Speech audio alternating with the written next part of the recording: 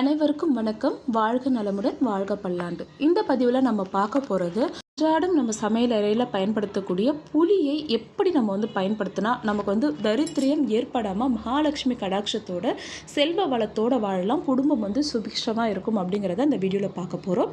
Video பார்க்குறதுக்கு முன்னாடி இன்னும் நம்ம சேனலை சப்ஸ்கிரைப் பண்ணாத அன்பர்கள் சப்ஸ்கிரைப் பண்ணிக்கோங்க. இன்னும் இந்த மாதிரியான விஷயங்கள் நிறைய நீங்கள் தெரிஞ்சுக்கலாம். இப்போ நம்ம வீடியோ பார்த்துடலாம். வீட்டில் மகாலட்சுமி கடாட்சமாக இருக்கணும் அப்படின்றதுக்காக சில பொருட்கள் எப்போவுமே அல்ல குறையாத அளவுக்கு நம்ம சேமித்து வைக்கணும். அதில் முதன்மையானது துவரம்பருப்பு, புளி, உப்பு, அரிசி, இந்த மாதிரி உணவுப் பொருட்களில் எப்போவுமே பஞ்சமே இருக்கக்கூடாது. நிறைய வீடுகளில் பழைய காலத்துலலாம் பார்த்திங்கன்னா, ஒரு பெண் திருமணமாகி போகிறாங்க அப்படின்னா அந்த காலத்துலலாம் பாத்திரங்கள் பண்டங்கள் கொடுக்கறத காட்டிலும் அதிக அளவில் இந்த மாதிரி புளியை மூட்டை மூட்டையாக கொடுக்கறது, அதே போல் பருப்பு கொடுக்கறது, இந்த மாதிரி சீர்வரிசையாக தான் அந்த காலத்தில் திருமணத்தில் கொடுத்துருந்தாங்க. அது மட்டும் இல்லாமல் நாமும் ஒரு வீட்டுக்கு குடி போகிறோம், ஒரு வீட்டுக்கு கிரகப்பிரவேசம் பண்ணுறோம் அப்படின்னா ஃபஸ்ட்டு அந்த பூஜை அறையில் வைக்கக்கூடிய பொருட்களில் முதன்மையானது புளி, துவரம் பருப்பு தான். அதே போல் ஒரு பெண் திருமணம் முடிந்து கணவர் வீட்டுக்கு வராங்க அப்படின்னா விளக்கேற்றி விட்டு, நம்மளுடைய தமிழர்களுடைய பண்பாடு என்னென்னா, விளக்கேற்றி முடிஞ்ச உடனே அந்த கிச்சனில் இருக்கக்கூடிய துவரம் பருப்பு, புளி, அரிசி இதிலெல்லாம் அந்த பெண்ணை கை வைக்க சொல்லுவாங்க. இதுக்கெல்லாம் என்ன காரணம்னு பார்த்தீங்கன்னா, இது எல்லாமே மகாலட்சுமி அம்சம் பொருந்திய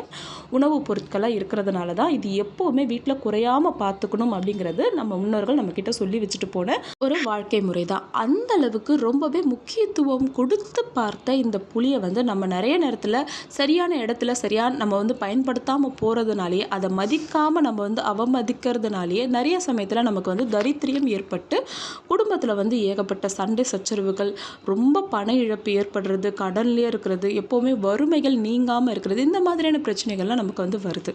அப்படி இந்த புளியை நம்ம எங்கே தான் வைக்கிறது, எப்படி இதை சேமித்து வைக்கிறதுன்னு பார்த்தீங்கன்னா, கண்டிப்பாக ஒரு புளியை நீங்கள் வீட்டில் வைக்கிறீங்க அப்படின்னா அது கண்ணாடி ஜாடியாகவோ அல்லது பீங்கான் ஜாடியாகவோ இருக்கிறது ரொம்பவே நல்லது. ஏன்னா இது ரெண்டையுமே புளி அரிக்காது. புளியில் ஒரு வகையான அமிலம் இருக்கிறதுனால நீங்கள் ஒரு சில்வர் பாத்திரத்திலையோ அல்லது மண் பாத்திரத்திலையோ வைக்கும்போது அரிப்பு ஏற்படும். அப்படி இல்லாட்டி அதில் பூச்சிகள் வர்றதுக்கு நிறையவே வாய்ப்பு இருக்குது. அதனால தான் அப்போவே முன்னோர்கள் இது ஜாடியிலையும் சாக்கு மூட்டையிலையும் சேமித்து வச்சாங்க. இது மட்டும் இல்லாமல் நான் ஃபஸ்ட்டே சொன்ன மாதிரி இந்த மாதிரி உணவுப் பொருட்கள் மட்டும் இல்லாமல் சில பாத்திரங்களும் பார்த்தீங்கன்னா மகாலட்சுமிக்கு ரொம்பவே பிடித்தமானதாக இருக்குது. அதில் முதன்மையானது தான் இந்த மண் சட்டி, பீங்கான் ஜாடி, இதெல்லாம் நம்ம சொல்லுவோம் இல்லையா.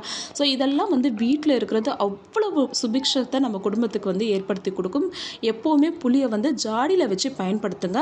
புளியை அந்த ஜாடி அதாவது பாதி காலி அடித்து மீதி பாதி தான் இருக்குது அப்படின்னா மறுபடியும் அதை ரீஃபில் பண்ணி வச்சுக்கோங்க. எப்போவுமே உள்ளே விட்டு எடுக்கிற மாதிரி இருக்கக்கூடாது. எப்போவுமே புளி அந்த நீங்கள் ஒரு ஜாடி வச்சுருக்கீங்க, ஒரு பாக்ஸ் வச்சுருக்கீங்க அப்படின்னா அது ஃபுல்லாக இருக்கிற மாதிரி பார்த்துக்கோங்க. கல்லுப்பும் அதே போல் தான். நீங்கள் கையை உள்ளே விட்டு எடுக்கிற மாதிரிலாம் நீங்கள் எப்போவுமே வச்சுருக்கக்கூடாது.